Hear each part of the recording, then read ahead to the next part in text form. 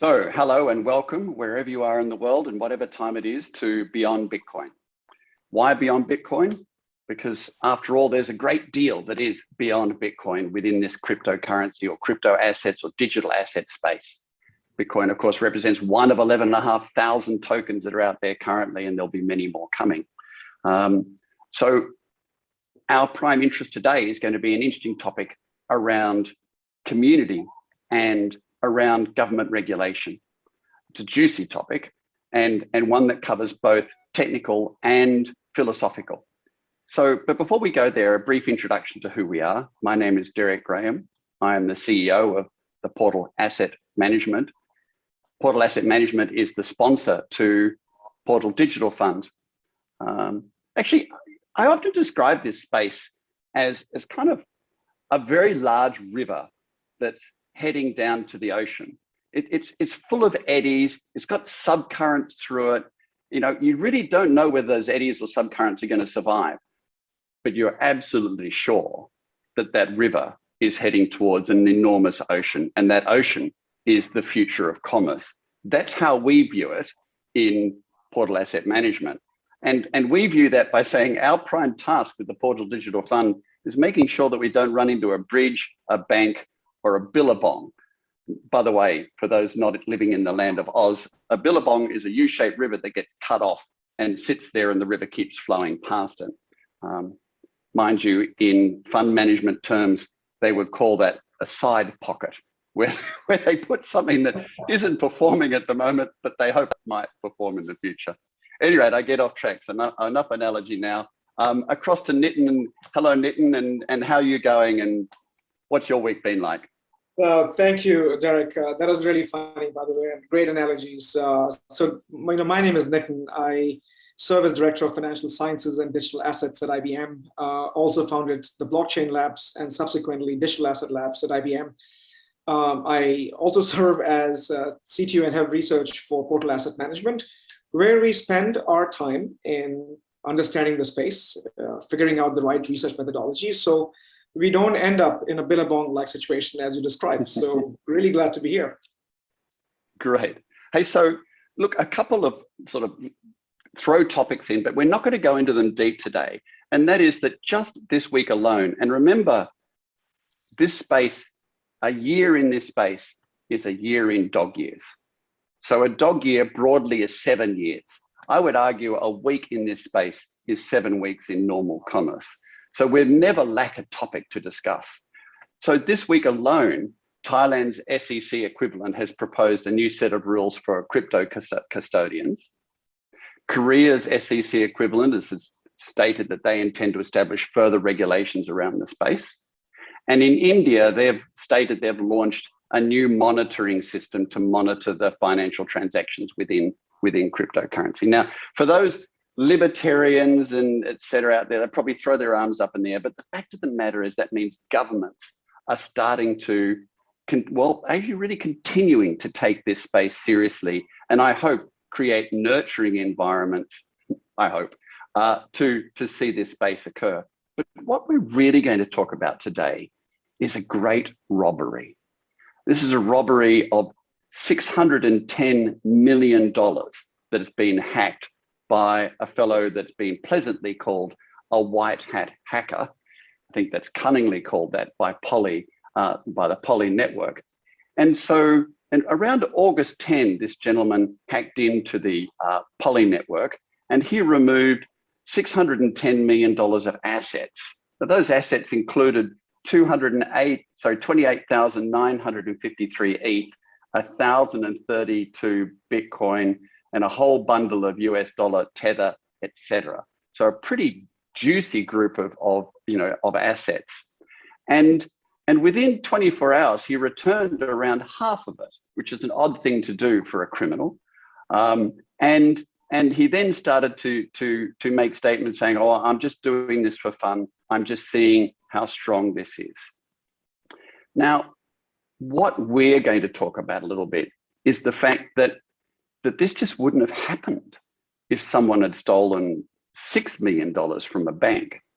What you would have seen is the cavalry race in and the police arrive and the sirens going, and the FBI out, but these people really weren't involved with this process. This process was community driven. The community of the surrounding hackers, the community of the holders of Tether, the community of the other major blockchains connected to it. They all gathered together to make this fellow's heist virtually useless. But to start with, I thought, let's before we get to that, Nitin, explain what Poly Network is and what this interoperability hack was and why he managed to get so much from it and whether it was in fact illegal. It's a fair number of things there. Off you go. No, I think this is super exciting and all happening in real time. I would say that it would be like a movie unfolding in real time, which had suspense, it had motive, it had crime, it had investigation, it had all the elements of a great juicy sort of story that unfolds in a typical movie. But I think it's important to understand a few things, Derek, as you were describing these things, is for the audiences to know what a typical hack was in the past. And I think a few notable elements here were the fact that this was the largest hack ever, $611 million. And you see every time we see a hack, the numbers keep going up. And that story itself indicates that the crypto and the blockchain driven digital asset space is sort of growing exponentially, and every hack becomes even more valuable than the last one. So if you were to sort of unpack this whole story around this, historically all the hacks were around someone losing their keys being stolen, or somebody taking over your computer and having access to your digital wallet that happens to be on your browser, like MetaMask, for example, and using that as an avenue to steal your funds. Or taking advantage of a vulnerability in a smart contract, like we have seen past Ethereum. Nothing illegal, just happens to be, for example, the very first hack, which was, by the way, $56 million, basically allowed people to create sub-accounts and allow you to be able to take a small piece of that fund and move them in sub-accounts. Not exactly illegal. The smart contract lets you do it, and people took advantage of it because they had knowledge of that ability to do it. So historically, there was a challenge either with a smart contract vulnerability or design, or people stole the keys, and that's how these attacks were performed. This one is different and interesting because it leads to a lot more other in-depth knowledge of blockchains per se. So let me spend some time in explaining what this, and feel free to ask me questions. In this case, is that interoperability. For example, we have 800 plus different blockchains in the world. 12 of them are meaningful, which means they're dominant in terms of growing the ecosystem. And what ends up happening is that, for example, Ethereum has an ecosystem, Algorand has an ecosystem, Neo, as one of the chains, has an ecosystem. And if you, Derek, as an investor, wants to take advantage of all the emerging ecosystem, like Solana this week was in news because the largest amount of DeFi projects are moving to Solana at the moment because of cost structures. And so as these chains evolve, and as the projects on these chains evolve, interoperability is your issue. How do you move an asset from one chain to other? That is still a technical problem because Ether can survive on Ether, on Ethereum. You can exchange Ethereum for other assets on Ethereum, but Ethereum is not a currency that's valued or accepted in a Bitcoin network. And so many of these projects are trying to develop a mechanism which allows you to take these assets and make sure they're interoperable, which is an ability for you to be able to move assets from one chain to another chain and be able to take advantage of the ecosystem and economy that these chains support. And so in that context, Poly Network is one of those networks, and there are many such application level gateways emerging to say, you should be able to take advantage of the arbitrage between chains and move the asset between chains. But how does one source chain, which is in this case Poly Network, ensure the transaction actually happened on Ethereum? So if Derek wants to sell his Ether or move his Ether onto Ethereum and say collateralize it on a Ethereum project, then how does the base chain, which is Poly Network, ensure that actually happened? So they have to rely on something called bridges, or what they call keepers. And they said that instead of me going through all the way to Ethereum, wait for the transaction to happen, verify the transactions, I will have my guards, or the bridges in this case happen to be keepers. I'll rely upon a bunch of keepers to sort of give me the validation. And once I have the validation, I will release the asset to be moved, so to speak. And so you don't necessarily have to go through a complicated security, which is what Consensus and many blockchains do, is they have this massive networks that keep the network secure from any such hacks. But in this case, all you had to do is take advantage of these keepers, which is the bridges, and manipulate the bridges and indicate to the source network, which in this case happens to be Poly network, to trick them into thinking the transaction actually happened, because Poly network had to rely upon the sentries on the bridges to confirm the actual transaction that may have happened on Ethereum when it actually did not. So you're sort of creating fake transactions and tricking the source network and releasing your asset in that context. And that's what happens. So then it's very often said that the code is the law in this space. All right then, so the code was faulty. And this gentleman, Mr. White Hat Hacker, that they like to refer to him as, this gentleman used the code to remove or transfer money. Do you think he broke the law? So two things. One is the code, he took advantage of a bad security design on behalf of Poly network. I would say that the White Hat Hacker, if that's what, let's call him a White Hat Hacker, though that may not be entirely true, but let's call him. No, that's right. He took advantage. So at the end of the day, the fault here is really in poor technology design of Poly network, which a hacker took advantage of for its own gain. So and I'm not the arbiter of moral, guidance here, but I think the way this was done was illegal, no doubt about that. Whether it's a moral question or an ethical question or legal question, only because this was done in a stealth way, things were manipulated. It is similar to what we have seen in traditional finance world.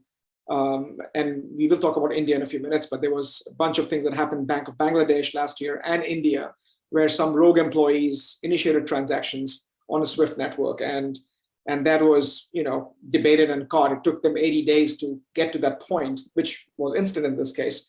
But it was illegal, even though it's the employees, legit employees with badge access initiated the transaction, but they were manipulated. And similarly, instead of employees, these were the bots or the keepers of the bridges who were manipulated because there was a vulnerability. Now, if I were to design the system all over again as a technologist, I would not rely upon a few. That's what consensus in most blockchains is all about. I would rely upon transaction confirmation from one chain to another, and only then perform an action, as opposed to relying upon the sentry and the bridges, because they are easy to manipulate than manipulating the entire Bitcoin network, so to speak. So I would say partly that Poly network was at fault in terms of how they designed the system. Also, lesson for all of us in the space, what to look for when we look for validity for projects, for instance. But I would say that yes, it's illegal, and it was a faulty design, and someone took advantage of that. And to me, in many cases, it was brilliant because it sort of brought forward not just the poor design and what future networks would have to consider, but it also brought the community together, and we'll talk about that in a few. Yeah, exactly. Look, it's interesting. We those are the generation that might have watched a Dirty Harry movie or thought Law and Order was a wonderful thing to constantly watch, and America, after all, seems to be obsessed with law and order and that equivalent thing. They'll see someone go into a bank and steal money, and they'll be angry that there's a fella that steals money, but there's probably part of them that turns around and says, yeah, but that's okay, it's from a bank.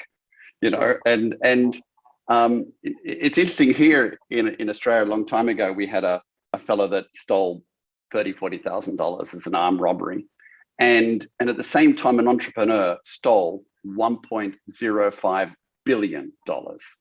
And so the entrepreneur, he stole that by moving it from one company to the other and then plundering it. And the entrepreneur that did that went to jail for 3 years.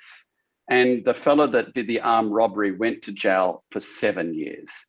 And when they did the calculation between the two, and I'm sorry, I don't have the exact number here, the entrepreneur should have gone to jail for something like 40,000 years if you were to do a proportionate amount of time. And so it's funny that mankind has these set of belief systems that determine what is totally wrong and what is not right, etc. And then to a degree, our just human nature starts working when it comes to community.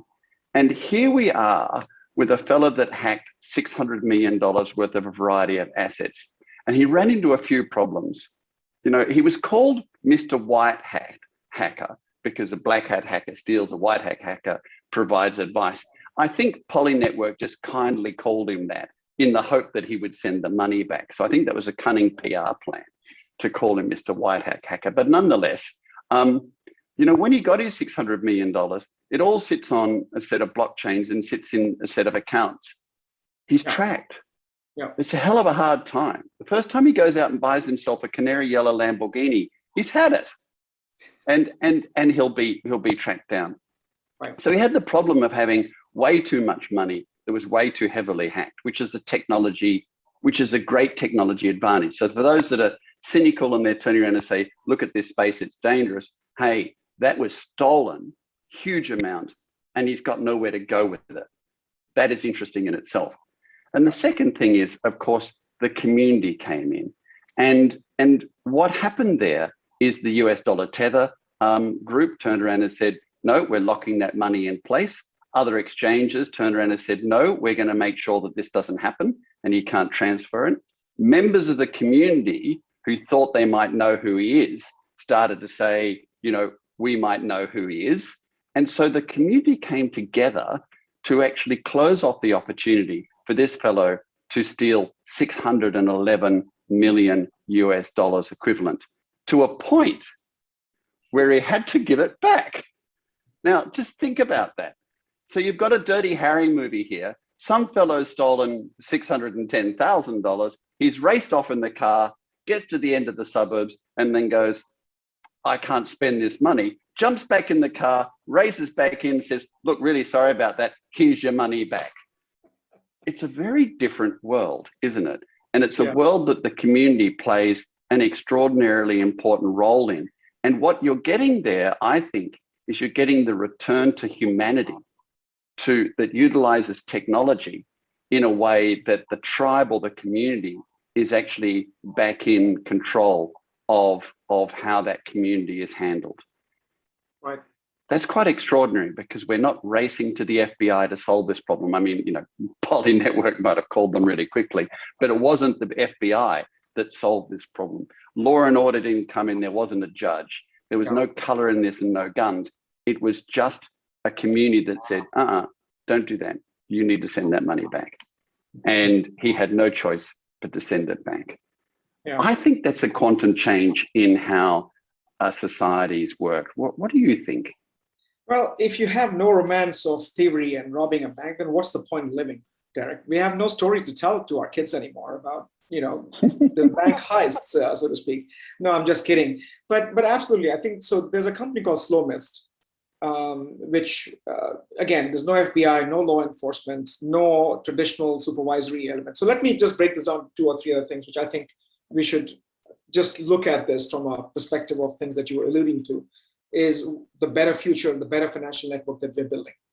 First thing is the act, right? The act happened in a split second.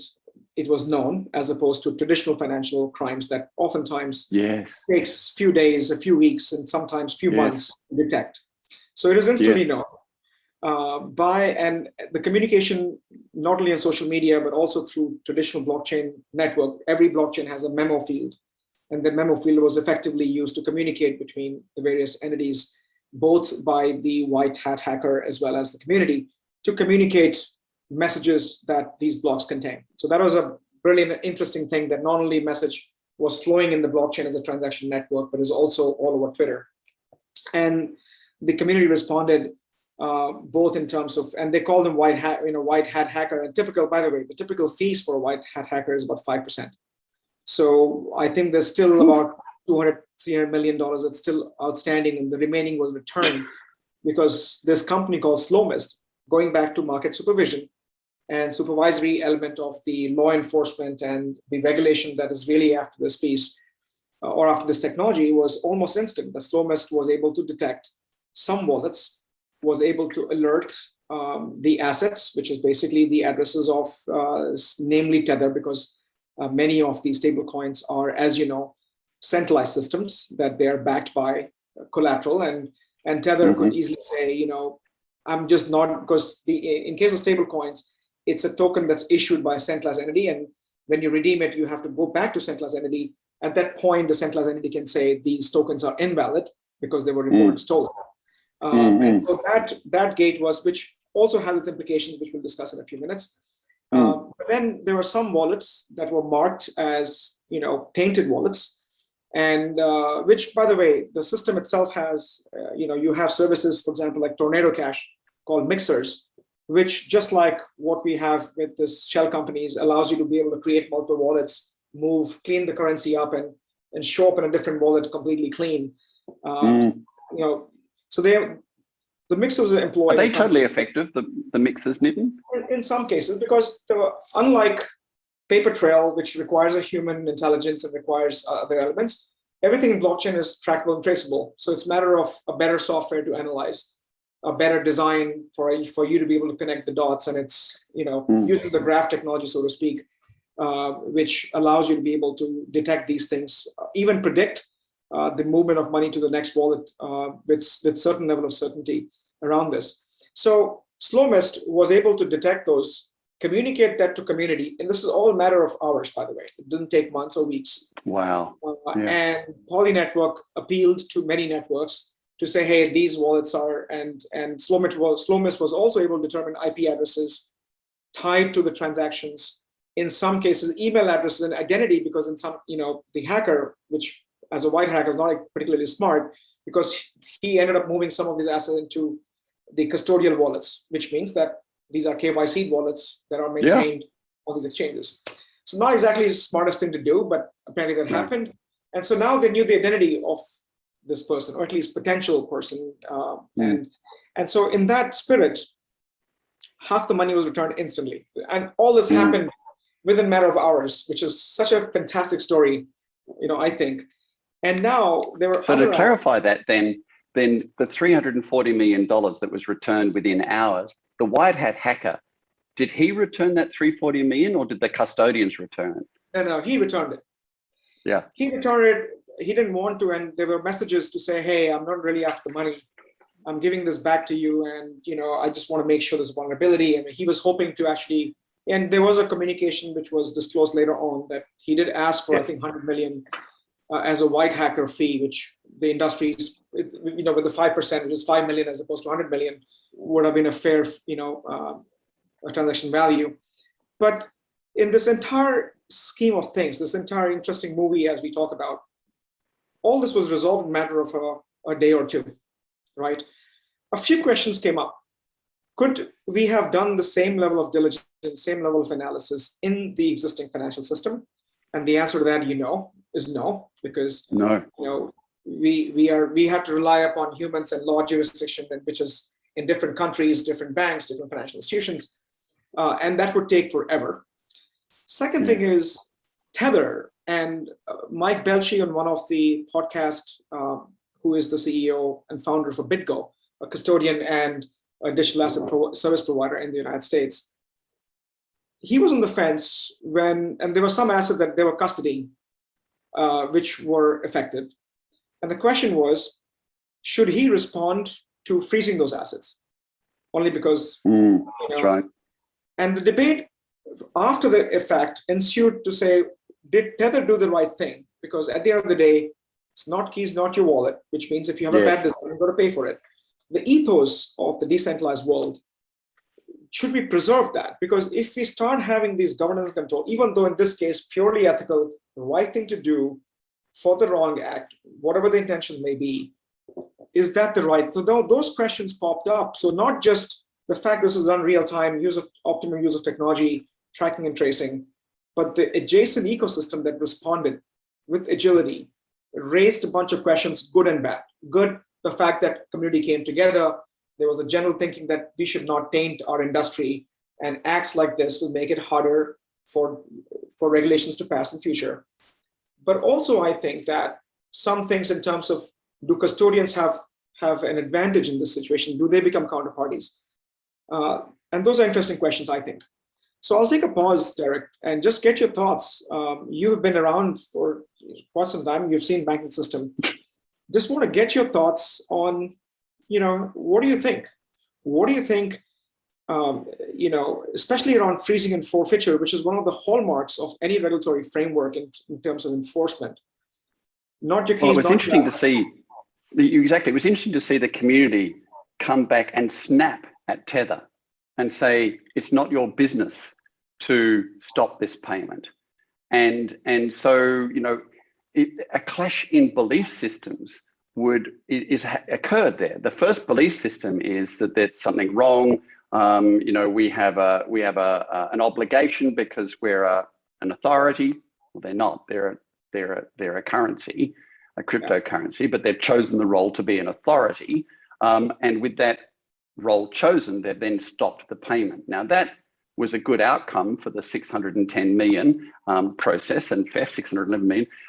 However, the community immediately started to debate whether these centralized currencies actually should play such a role in how such a transaction occurred.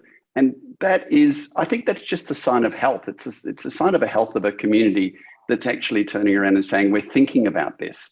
We're thinking about it because we don't have someone holding our hand telling us what we should do.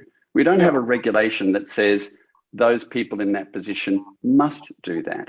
So the community itself is able to debate and consider whether, right intent ultimately might become heavy-handed engagement and management of how monies are transacted, which I know philosophically the community doesn't want. So I see that interesting little, as again, an eddy within the river of this story that we see happening here. And I think there are many eddies in the river. I mean, white hat hackers, communities gathering together, people saying, I'm not going to let you transact these, authorities saying I'm holding back this money. All of these represent little subcultures in this culture that is the domain of cryptocurrencies and digital assets. Well, how about we jump for a moment and discuss something that I have to say at the very least, I adore the name. And this is a currency that's being created in the Philippines called Smooth Love Potion. I love it. I'd like all currencies to come up with a similar name that actually is engaging, because then the discussions around the place could be, how much smooth love potion, would you like for, I don't know, a wonderful head massage or something like that in reply currency. Anyway, so Smooth Love Potion, of course, is a currency that's created, SLP it's called, is created by Axis. And it's the outcome of a play to earn game, which is now forming really part of the Philippine financial community, particularly for the low earning Philippines. Now, COVID has hit the Philippines very hard. I have a VA, Vivian, that works up in the Philippines, and I've retained her since 2013. She's wonderful, and she finds herself now locked in at her apartment for long periods of time because COVID has reduced her ability to go out. But she has a job. Many others don't, and they're living hand to mouth. And so they've discovered that Axie has created a game where they can pay to play, and they're broadly getting between $400 to $700 US a month, which is often more than their salaries or earnings that they may have earned before. And this is now creating an interesting thing, because to join this space, you need to have some $2,500, $3,000 to buy a position. And so now universities are being created where people, like a friend of mine here in Australia, has purchased a number of university allotments, and they then share. They then put the money up front and enable these gamers to generate income, and they share the split of income in some form or other. So again, you're getting a new industry that's arrived, a new income generation, a new currency that's getting utilized, and even that's getting jumped from country to country with sponsors and universities that have occurred to enable it to happen. You know a great deal about payment gateways. We talked about this a little bit before. You spent a great deal of time in the space. You traveled around the place looking at phone credits. What do you think is different with this, apart from this beautiful name, this smooth love potion currency? I think we talked about this last time a little bit in terms of Philippines and how it's impacted. So look, one thing is great that, and I'm not a gamer. My son is, and I did actually have to talk to him about what is the economic system here, because as a technical guy, I like to understand what is things of value and how do, and we talk about this both in our investment thesis as well, like what gives a token its value. And it's a combination of, for example, Pokemon, where my son, when he was younger, he would go to all these places and catch these Pokemon, and they would breed these eggs, and they would give birth to new Pokemons. And if they happen to be rare, then they would have enormous amount of value. So that's what Axie Infinity sort of, in a nutshell, that's the program. And I think during pandemic, and I have some stats which I was listening to while I was running this afternoon. Philippines had about 19% of their entire, so it's 100 million plus population of the country, and 19% of them are getting on this bandwagon of digital assets. And Axie Infinity is one of the many that are sort of emerging. But Axie Infinity caught attention because during pandemic, people were constrained. They had the time, but they also needed a source of income. And they used this avenue, and overnight, the entire family, they had access to their phones, and they were using their phones to be able to breed these eggs that would give birth to new Axies, and they would be unique, and would buy and sell these things. Essentially, treating these as NFTs, non-fungible token, as unique tokens that represented a community of these Axies that are spread all over, and they have certain capabilities which could be employed into gaming and so on and so forth. And what's interesting is that first wave, a secondary market was created because Axies at the time, using the underlying layer 1 protocols, whether it's ETH or Flow, depending on what they were using, they were trying to use that as a mechanism to translate Axies to ETHs and sell ETHs to be able to, and you had two sort of step process, which was a little bit complicated, as you can understand, for common people to have an ETH wallet. And so next thing you have an Axie wallet. And the wallet wars continue, and that's a complicated space even for common people at the moment.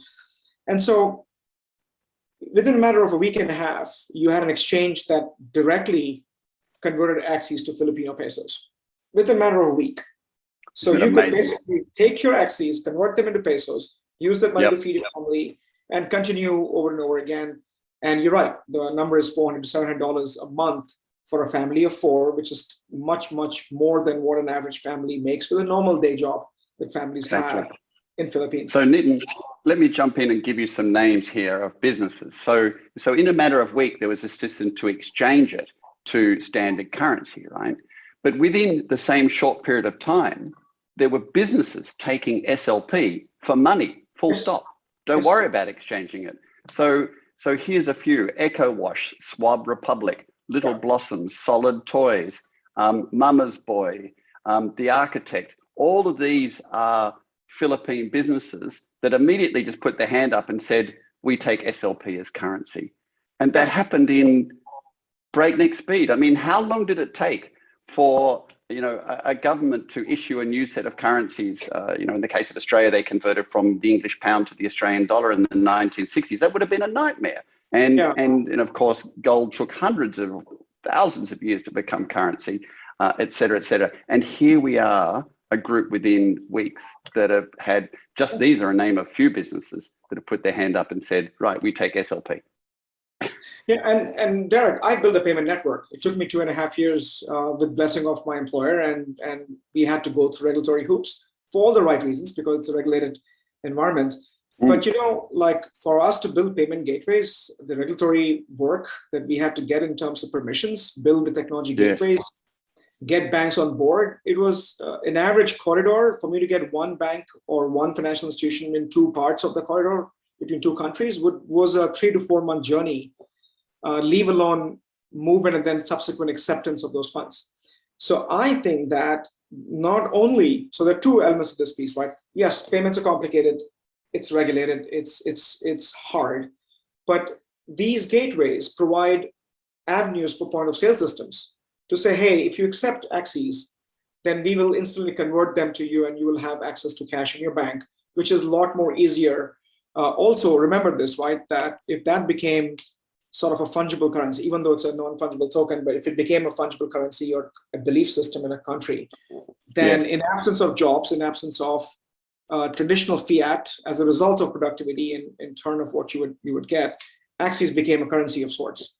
And that phenomenon, I think, is such a telling of our times that the adoption is just a matter of a switch, which may take a week or two, and no longer the barriers to entry is purely from a traditional financial gateway, and that is leading to all the statistics that you described earlier in terms of Thailand and Korea and India looking into this and saying, India has 79 million, from tier 2 cities, and we'll talk about that in a minute, which is such a telling sign of everybody wanting to get away from this, the shell of poverty and the normal day-to-day job and participate equally in an economic system.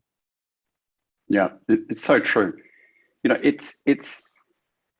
You start listening to when people discuss whether Bitcoin, by example, we're allowed to mention the name in this show, whether Bitcoin, by example, is a gold-based or a physical-based, it's not, currency. So therefore it is of no value. And that takes an entire long discussion to discuss community size, value of the algorithm that runs it, et cetera, the consensus network that runs it, et cetera. And then by the time you've gone through all that explanation, more than often they still look at you and go, but I don't understand, there's nothing physical to it. And here you are in the Philippines that have brought out SLP, and no one's arguing whether there's anything physical to it. It's just instantly become an asset. No one's turning around and saying, is it backed by gold or is there US dollar tether connected to it or anything else? It's just instantly an asset. So is this because we're dealing with a generation here that aren't connected to gold, which I have to say occasionally, the Gen Y refer to it as boomer rocks, because they're just not interested in gold. Why would they be interested in gold? They don't understand it. So here you have a generation that's trading in SLP, another eddy within the current, which is, this is not the Philippines that are trading in SLP. This is a generation within the Philippines. Now, there are some exceptions to that, but generally a generation in the Philippines that's trading in SLP. And they're not looking for a validation of the value of their transaction. They're just looking for their transaction to occur. Do you think that's what we're seeing here? This is also a generational play? And so two things, right? One is the phenomenon that we've seen in Philippines that you're talking about is not new, right? We call them community currencies in many parlance. And as I've been building the central bank digital currency projects around the world, we had to go back and looking into what is money. And there are many definitions of money, but for example, the bookish definition of money is it is unit of account, medium of exchange, store of value. Any currency in the world needs to have these three characteristics for it to be money.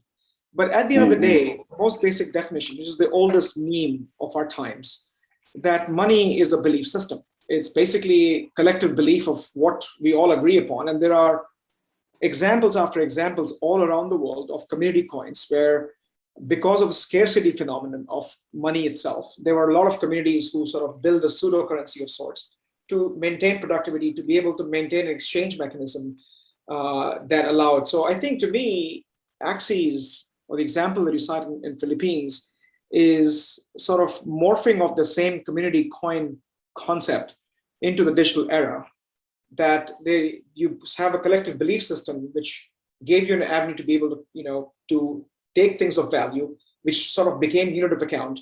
It also became medium of exchange because now stores begin to buy into that belief system.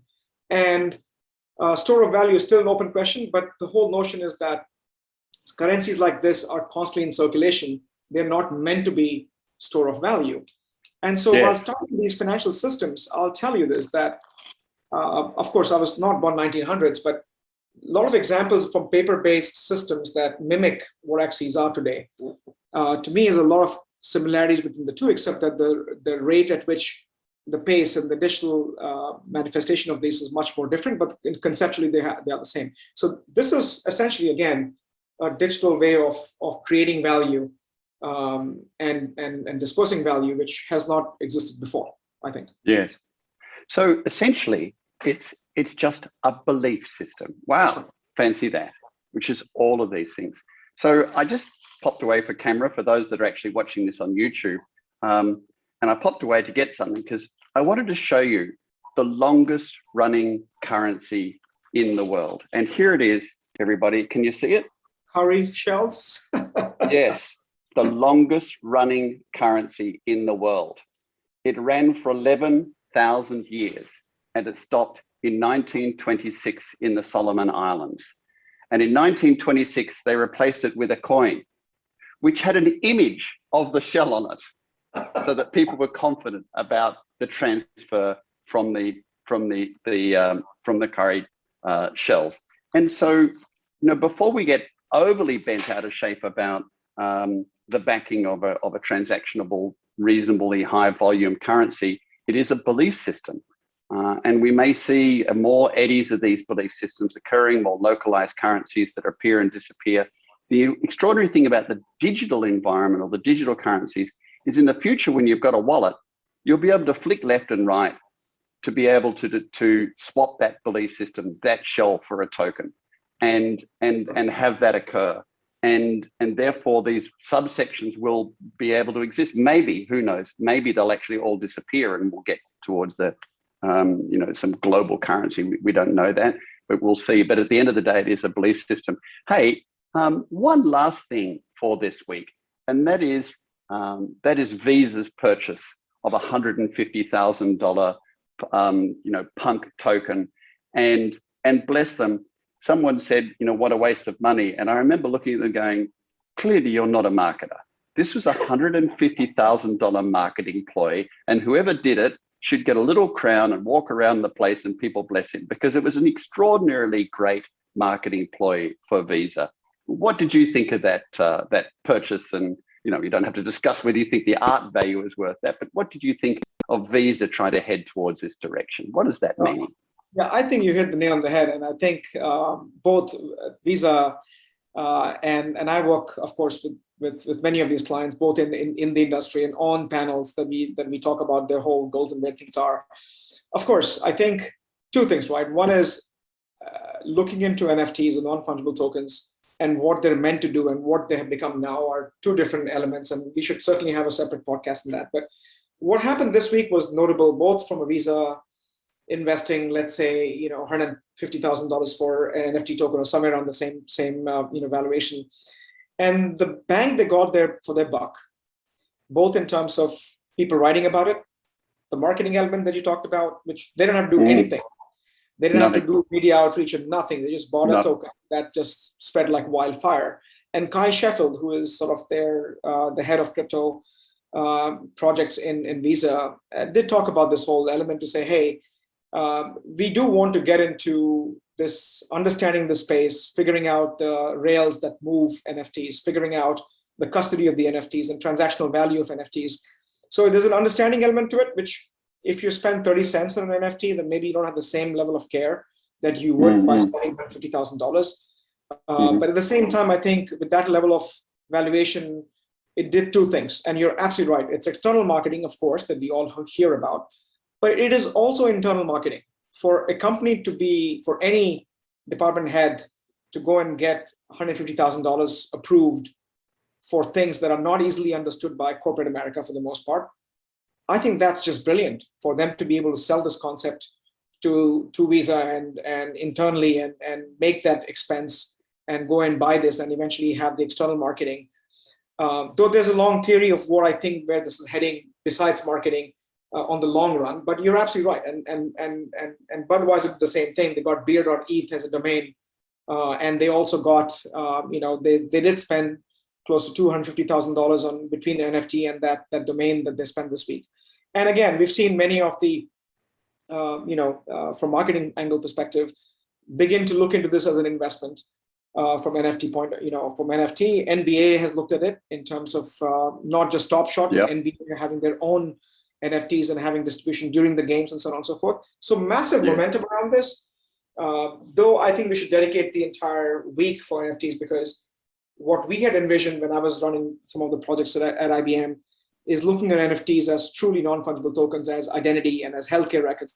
They are unique, they belong to you. And while people can misuse it, they cannot assume you, which is what the existing identity systems. And so we start the journey of NFT from there, then the squiggly art that's out there, and then we have to look at the value of this. So to me, I don't know if it's purely a social experiment in terms of bringing art and technology together, combined with the economic system, and that's something which is interesting, I think. Look, I'd love to have a bit more of a chat at a future event where we can discuss social NFTs. Yes. They're truly fascinating. The ability to become a member, again, of community, and follow an artist, whether they're a singer, a painter, a sculptor, or a sporting star, and become important in that community and enable the star to generate their return without some third-party broker or organization stepping in between him and his fans or admirers. I keep saying him, I mean that, of course, could be him or her. And so I'm very keen to have that conversation, because what can lead from it is quite extraordinary commerce. But I think what we've gone through today is what I hope we continue on in a base philosophy, and that is the confluence of technology and community. Because without the community, the technology doesn't exist. But without the technology, the community can't come together. And it is this democratization of assets, this fluidity of currency, and this community spirit that steps in and says, no, you can't steal $611 million. We won't let it happen. That we're seeing a new belief system appear. And that new belief system may be our future. Am I being too altruistic here? And I just get a sense that there's a chance that a belief system will change where you've got enabling technology to make it happen. I mean, Derek, I love the way you framed that. I couldn't have said it any better and so eloquently. And you're absolutely right. I think community and technology, the ability for, and there are n number of examples that we talked about today. Philippines, 79 million Indians who have signed up for participating in this ecosystem from tier 2 cities. These are cities that are not exactly well-known cities, and yet the population is looking into creating secondary income because they cannot get rich by just having a job. And they want to break free from that, which only a few in the world have access to it. And so I think you're absolutely right that community is trying to employ technology, and technology needs community. And it's in community's interest to govern it, which is the example we discussed early on of how the $611 million was fixed by its own without any intervention at the moment, because community came together. Because there's a dependence on technology trying to attract community and community trying to attract technology and consume it without hurting people and without breaking laws. I think that's the direction that this may be heading in. And I'll tell you this, that talking about NFTs, there are poetries. I just heard this today. There's Eats poem is creating poetry on NFTs. And that just keeps getting interesting, which to me is a future of media, for instance, as to how we consume media in future, use of digital rights management, and so on and so forth. And NFT in general, I think we should dedicate a topic to this for our next sort of talk. because Solana, its entire growth, NFTs are responsible. I mean, there was something called a Degenerate Ape Academy. Look at the name of this NFT project. And Great name. It's a great name, I think, and that had led to a massive growth, which led to a massive appreciation of Solana itself. And so while many of these projects were trying to beat Ether, it is something as simple as NFT that actually brought them to prominence because of their appeal and their value and the community that supports these things. So kudos to that analysis, I think, Derek.